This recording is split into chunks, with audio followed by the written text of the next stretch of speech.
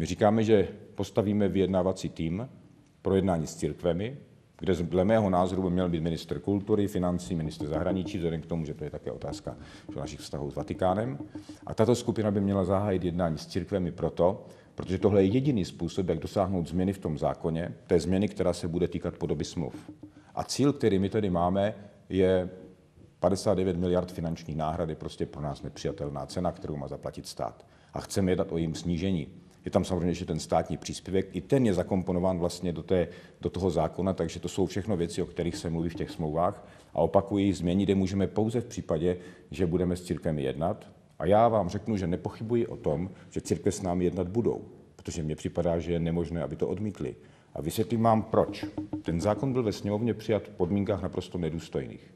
On byl přijat ve chvíli vlastně otevřené politické korupce, tam se odložilo hlasování, čekalo se na odstoupení 3 poslanců.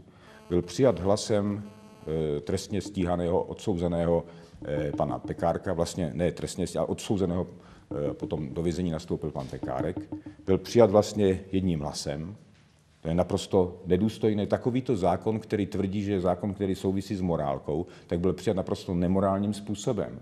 To přece nemohou ani církve akceptovat. Nemohu akceptovat to, že v situaci, kdy společnost se stále nachází v krizi, kdy tady prostě na tu krizi doplácejí zdravotně postižení, kdy tady nejsou prostředky, kdy taky díky vládě, která tady byla vlastně, není dostatečně vlastně v té krizi postaráno řadu lidí, kteří naléhavě pomoc potřebují, tak právě církve na tohle nebudou reagovat a budou se hlavně zajímat tedy svými finančními příspěvky. A stačí odkázat na to, co se dneska děje také kolem papeže, který si nedávno předpověděl německého biskupa a mluvil s ním o tom, za jaké peníze si nechal postavit sídlo. To znamená právě nemovitosti a podmínky, ve kterých církve dnes existují, to je téma, velké téma všude kolem nás, nejenom v České republice. Neumím si představit, že by v této situaci církve, které mluví o tom, že jsou nakloněny dialogu, by odmítly bavit se o tom, co jsem tady řekl na začátku. Že církevní restituce podle nás jsou nespravedlivé, byly podle mě ve sněmovně prosazeny de facto ostudným způsobem pomocí politické korupce.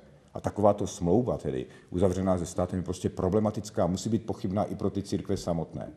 Proto jsem přesvědčen, že takováto sestava, takováto skupina nebo vyjednávací tým ze strany sociální demokracie se nepochybuje o tom, že najde v církvích partnera a budeme se bavit, jak tuto situaci, která je podle mě nenormální, nepřirozená, jak se ji budeme snažit řešit.